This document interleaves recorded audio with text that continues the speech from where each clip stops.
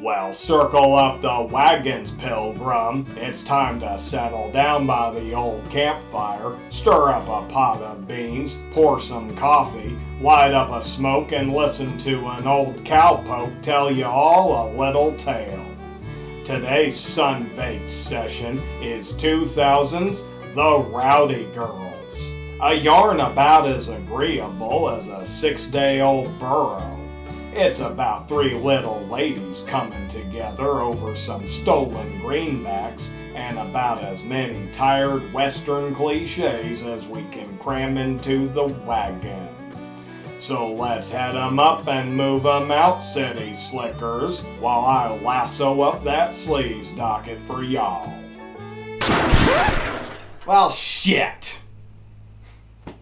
We have 5 dead bodies, 1 tablespoon blood, 22 naked breasts, 3 naked butts, wandering minstrel narrator cliche, perfect hair and makeup after days on the trail cliche, moon is full every time we see it cliche, everyone shot during the standoff cliche, prostitute story hour, undressing nun tompeepery, bathing nun tompeepery, even more undressing nun tompeepery, whiskey covered boobs, 3 sex scenes, 1 crotch kick, 1 bullet to the shoulder, 2 pistol whippings, 2 rocks to the skull, 2 knives to the gut, 1 nun slap, 3 bullets to the wagon driver, 1 bullet to the chest, 1 punched nun, rifle bitch slap, gratuitous jaw harpery.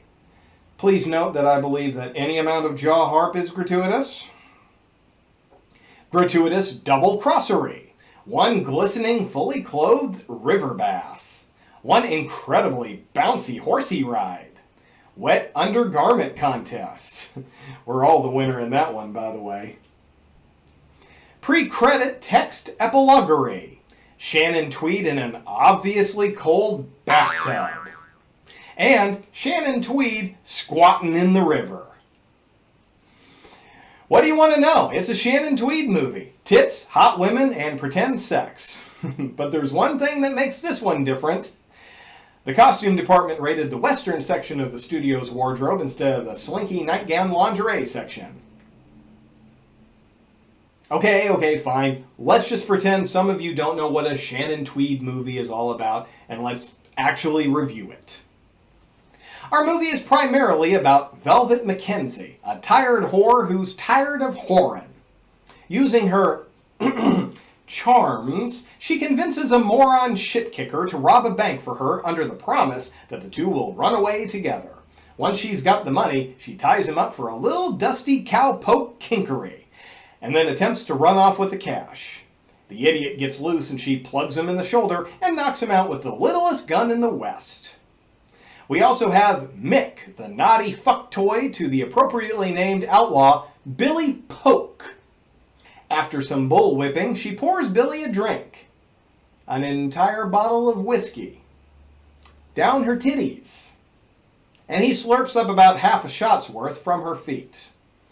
And even though we get to see Julie Strain's entire bottle show, followed by some simulated ugly bumping, I still gotta give it to Salma Hayek, who did the scene way better 4 years earlier, even without an ounce of actual nudity.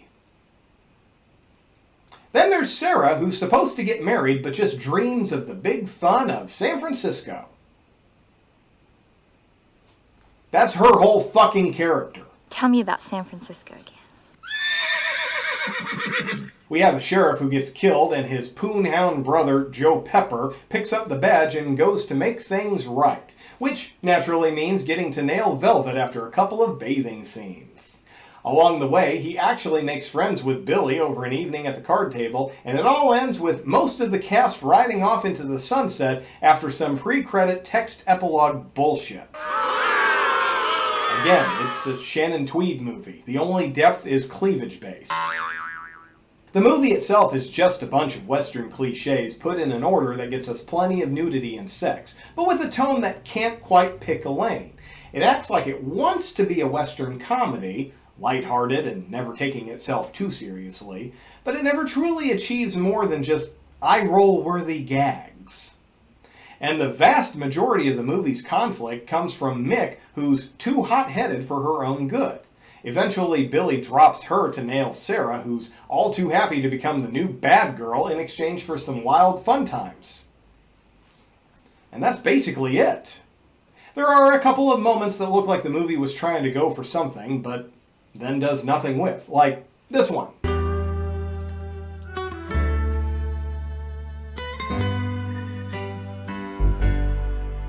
We get this silent movie card announcement throwing out statements that mean absolutely nothing. And the movie goes almost 45 minutes before bringing it up again. I know your mama's colored.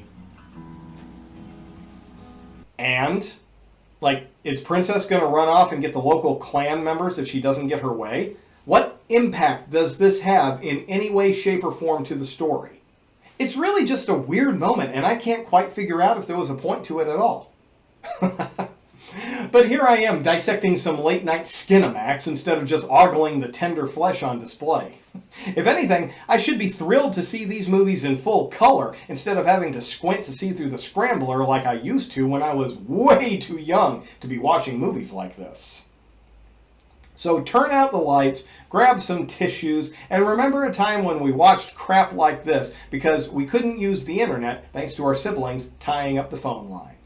And until I greet you again, this is your hop-along Harlequin Sugar Pants. See ya in your dreams, pilgrims.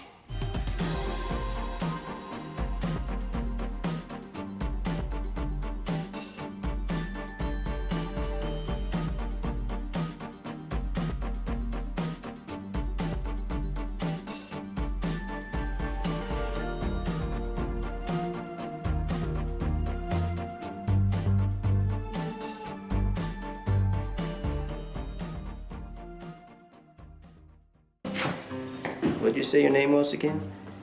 Joe. Yo, mama!